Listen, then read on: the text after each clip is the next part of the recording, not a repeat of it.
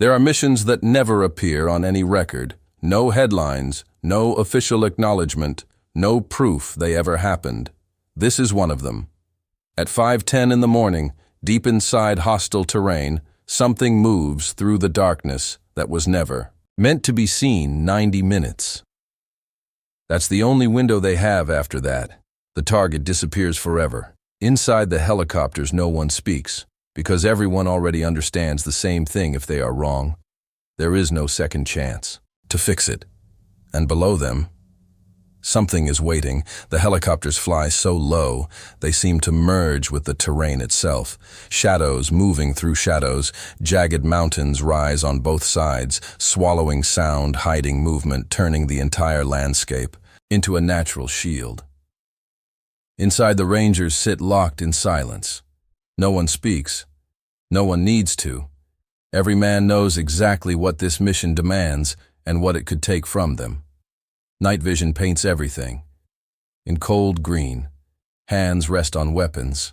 Fingers close ready. Controlled breathing fills the tight space between them.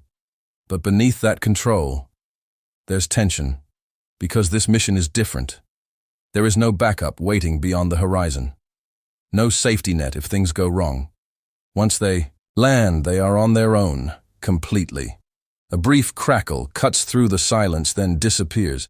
Communications are unstable. The realization settles in slowly but heavily. If something fails out there, no one will hear it. No one will respond. The mission clock continues running. 90 minutes. That's all they have before the target vanishes, relocates, disappears into a network designed to never be found twice. This is the only chance, the only window. The helicopter shifts direction sharply. Below, faint outlines begin to appear, barely visible structures carved into the earth.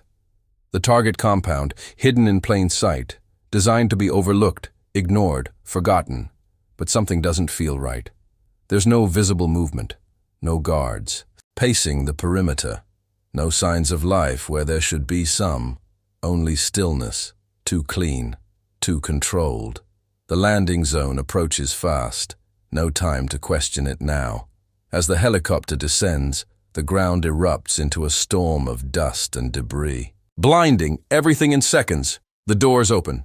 Cold air rushes in, and one by one the Rangers step into hostile ground, knowing that from this moment forward, there is no turning back. Days before the helicopters ever lifted off, the operation began. In silence, far from the battlefield, inside a dimly lit intelligence room where nothing moves fast, but everything matters.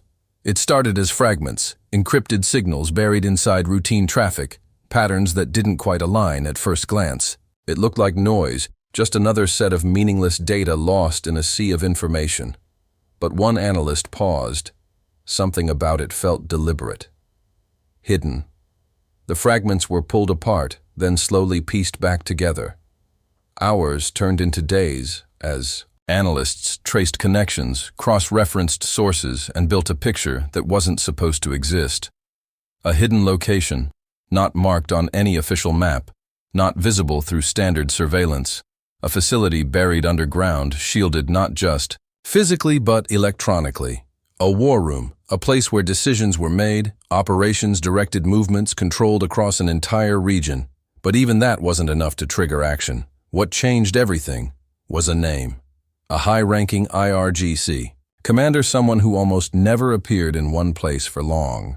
Someone who operated through layers of protection, constantly shifting, constantly hidden. Yet according to the data, he would be there physically present for a limited window. It didn't make sense. The information was incomplete. Some of it conflicted. Some of it couldn't be verified in time. But waiting meant losing him forever. The decision moved quickly up the chain. Time didn't allow hesitation. This couldn't be. A strike. An air attack would destroy the facility, but also the target, and the consequences of that would extend far beyond the mission. This required precision control. Silence a capture operation, which meant sending people in. A small team was selected, Rangers trained for missions where certainty doesn't exist, where plans break, where survival depends on adaptation. Because beneath all the intelligence, all the planning, there was one quiet possibility no one could ignore. The data might be real, or it might be a trap waiting to be triggered. There is no visible border, no line carved into the earth, no warning that the rules have changed. But inside the cockpit, everyone knows the exact second they cross it. The pilots drop even lower, pushing the helicopters into the terrain itself. Valleys become corridors, ridges become shields. Every movement is calculated to avoid detection, every second measured against risk. Inside the aircraft, final checks begin, night vision secured. Weapons ready, breaching charges locked in place. No one speaks, but the silence feels heavier now. Because from this point forward, there is no room for mistakes. A warning light flickers across the cockpit. Radar activity. Not a full lock, but close. Enough to raise tension instantly. The pilots react without hesitation, adjusting course sharply, diving deeper into rough terrain that offers concealment, but leaves no margin for error. The helicopter skims dangerously close to the ground. Obstacles appear out of nowhere: rock formations, sudden drops, narrow passes. Each second feels like it could be the last. Inside, the Rangers don't move. They trust the pilots completely. They have to. Then the landing zone appears, or what should be at dark. Still, too still. No movement, no visible patrols. Nothing to confirm what intelligence had suggested. The descent begins anyway. Rotor wash slams into the ground, throwing up a violent cloud of dust that blinds everything. For a moment, there is only noise and chaos. Then boots hit the ground. The team moves instantly, securing positions, scanning every direction. Above them, the helicopters don't wait. They lift off and disappear back into the darkness, leaving the Rangers behind alone. The ground is uneven, forcing every step to be precise. Loose gravel shifts under boots. Small sounds that feel louder than they should. The team advances in controlled formation, spacing tight enough to stay connected, wide enough to cover angles. Night vision turns the landscape into a world of shadows. Depth disappears, distance lies. Every shape looks like movement until it proves otherwise. But something isn't right. There should be guards, rotations, heat, signatures moving across the perimeter. Instead, there is nothing. Not the silence of an empty place, but the silence of something waiting. The team leader raises a fist. Instant stop. Everyone freezes. Weapons up, eyes scanning. Breathing slows to near stillness. Seconds pass. Nothing moves but instincts. Do not relax. This does not match the plan. Positions are wrong. Patrol patterns are missing. It feels staged, as if the absence itself is part of something larger. A decision hangs in the air. Pull back or continue. But time does not allow hesitation. The clock is always there, counting down silently. The signal comes. Move. They push forward, breaching the outer perimeter with controlled precision. No alarms, no immediate reaction. For a brief moment, it almost feels like the intelligence was right. Then it happens, a flicker in the distance. Movement subtle, deliberate figures, shifting positions with purpose, not randomness. Watching, tracking, waiting. The realization spreads through the team without a word. They were never unseen. They were allowed in. The silence was not safety. It was preparation.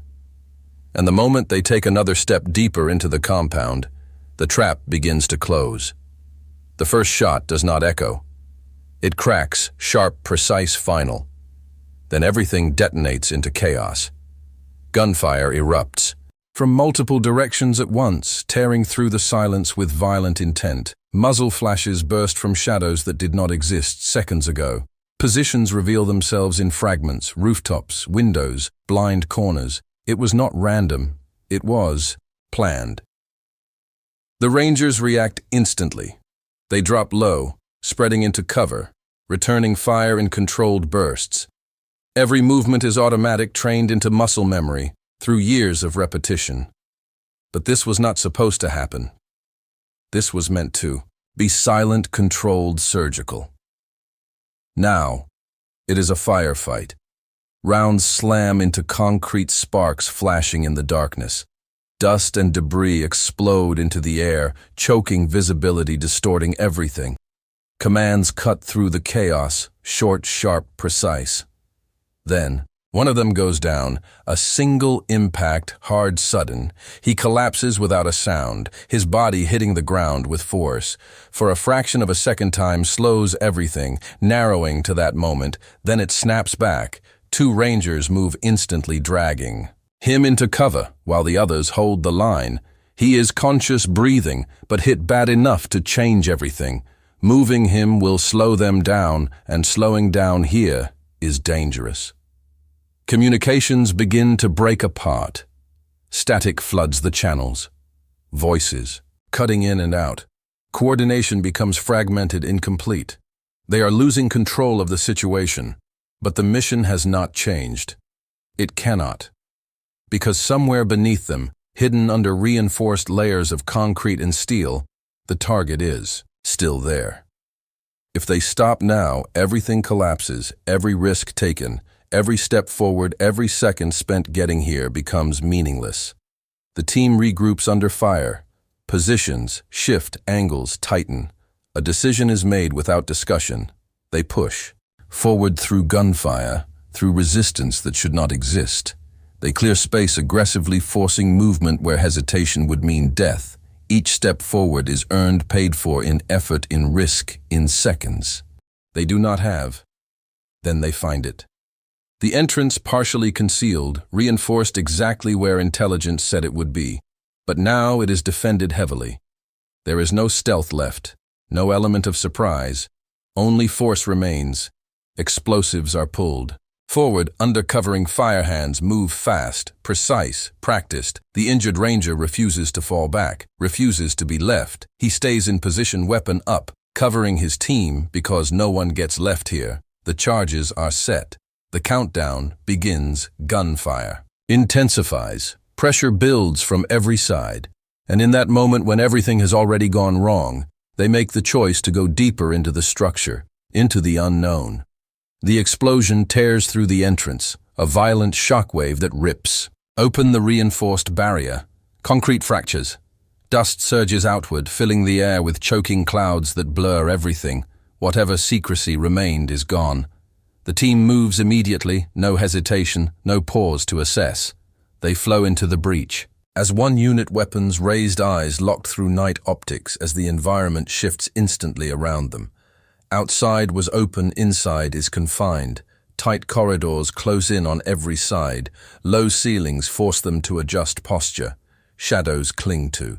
Corners thick and unpredictable. Every step feels heavier, slower, more dangerous. Sound changes here, gunfire echoes differently, louder, distorted, bouncing off walls in ways that make direction hard to track. The Rangers adapt without thinking. They clear room by room, each movement precise, controlled. Efficient doors are opened, angles, covered threats, eliminated in seconds. But the deeper they go, the more complex it becomes. Hallways, split pathways, twist the structure, feels designed to confuse anyone unfamiliar with it. Still they push forward, because stopping here is not an option. Then movement ahead. A reinforced door stands at the end of a narrow corridor, heavier than the others guarded until moments ago. This is it. Charges are brought. Forward again, placed quickly under pressure. No time for delay. Another blast. The door gives way. Light spills out into the corridor. Sharp, artificial, different from everything else below ground. They move in, screens flicker across the room. Maps glow. Data streams endlessly across multiple displays. The war room, at the center stands the target.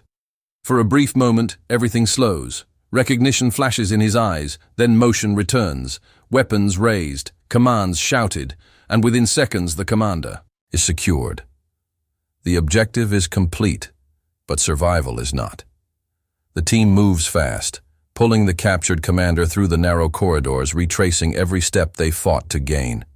The underground structure feels tighter now, more hostile, as if it is closing in behind them.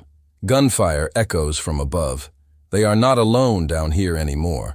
Enemy forces are pushing in, sealing exits, collapsing routes. What was once a clear path is now uncertain, shifting with every second.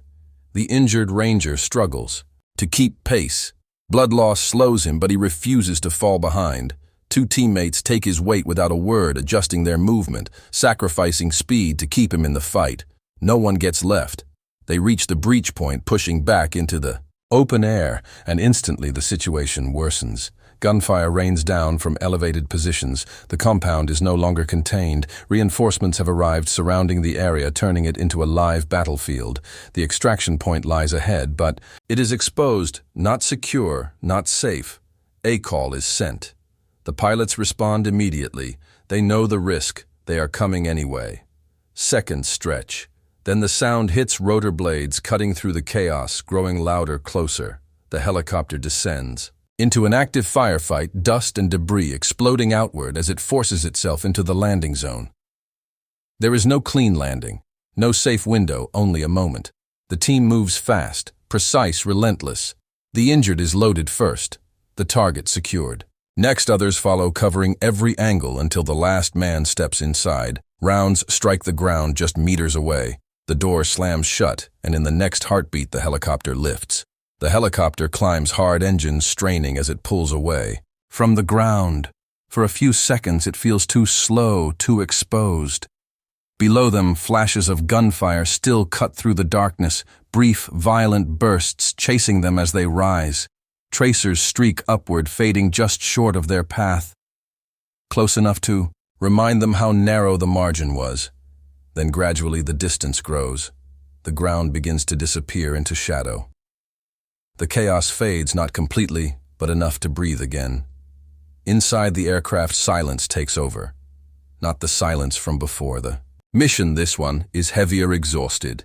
No one speaks, not because they are holding discipline, but because there is nothing left to say. The mission clock glows faintly on a small display near the cockpit. 89 minutes, 1 minute left in the window. They did not just make it. They made it at the edge of failure. The injured ranger lies secured near the rear, breathing steady but shallow. A field dressing holds where the round struck. One of the team stays beside him, checking, adjusting, making sure he stays conscious. No panic, no wasted movement, just quiet focus. Across from them, the captured commander sits, restrained. His hands secured, his posture rigid. He does not resist, does not speak, but his eyes move, taking everything in, processing. What just happened? A man who operated from shadows, now pulled out of them. For a moment, the helicopter feels like a space outside of time. No battlefield, no immediate threat, just the aftermath. Weapons are lowered, but not put away. Helmets stay on. No one relaxes fully, because they all know missions like this do not end cleanly, not until they are far beyond reach. One of the rangers leans back slightly, closing his eyes for just a second, not to sleep, just to reset. Images replay anyway. The first shot, the ambush, the moment one of their own went down, the decision to keep moving forward when everything said stop. Each moment sits there, clear, sharp, impossible to ignore, and behind it all, one truth. It could have gone the other way easily. One mistake, one delay, one wrong step in the dark, and none of this happens. The helicopter continues forward, deeper into darkness, leaving everything behind. Below, the compound disappears completely. No lights, no movement, no sign of what just took place, as if the ground itself has erased it. But inside the aircraft, it has not been erased. Not for them. The mission was fast, violent, controlled only by seconds and decisions. 90 minutes, that is all it took to go in to fight through resistance. That was not supposed to be there, to reach something hidden beneath layers of deception, and to bring back a target no one was meant to touch. The helicopter flies on, silent, steady, carrying everything that just happened into the darkness ahead. There is no announcement, no broadcast, no public record that confirms what happened in the darkness of that night. Officially, the operation does not exist, and that is exactly how it is meant to be. But for the men inside the aircraft, silence does not erase memory, it only contains it. The helicopter moves steadily through the night, far from the battlefield now, but the mission is still present in every breath, Every glance, every quiet moment between exhaustion and awareness. No one celebrates. Not because it was not a success, but because success like this carries weight that does not immediately feel like victory. The injured ranger remains conscious, stabilized, but silent. Every so often someone checks his condition, a nod confirms he is still here, still fighting, still part of the team. No speeches are made, no relief is openly expressed, only presence. Across the cabin, the captured commander sits, restrained, his face calm in a way that feels almost disconnected from everything. That just happened. He is no longer in control of anything. Not the mission, not the outcome, not even the narrative that will eventually surround this event. He listens to the helicopter, watches the men around him, says nothing. The Rangers do not. Look at him often. Their focus is elsewhere, because what stays with them is not the target. It is the moments leading up to it, the silence before contact, the shift in the air when they realized they were not alone, the instant the first shot broke. Everything apart, the weight of dragging a teammate under fire, the decision to keep moving when every instinct said to stop. These are the parts that do not get recorded in reports. They stay in memory, instead sharp, unfiltered, permanent. The world will hear none of it. Only outcomes will surface: a success, a capture, a completed objective, clean words for something that was anything but clean. Because missions like this are never just about strategy or precision. They are about people operating at the edge of uncertainty making. Decisions in seconds that cannot be undone, about trust that has to exist before the situation ever begins, about walking into places where survival is never guaranteed, but still moving forward anyway. As the helicopter continues into the night, the battlefield disappears completely behind them. No smoke, no sound, no sign of the violence that unfolded there. Only distance remains, and distance has a way of making things feel unreal, but not for them. For them, it is still real every second. Of it, 90 minutes of movement through darkness, 90 minutes of pressure, chaos, precision, and survival layered on top of each other until nothing feels separate anymore. Just one continuous moment that refuses to end. Eventually, the aircraft stabilizes into steady flight. The immediate danger is gone, but the mission is not truly over yet. Not in their minds, not in the way that matters to those who lived it. Because operations like this do not end when the target is secured. They end much later, in silence, in reflection, in the understanding that something irreversible just happened and the world will never see it. The way they did, the helicopter disappears into the horizon, carrying the weight of everything that cannot be spoken and everything that will never be written down.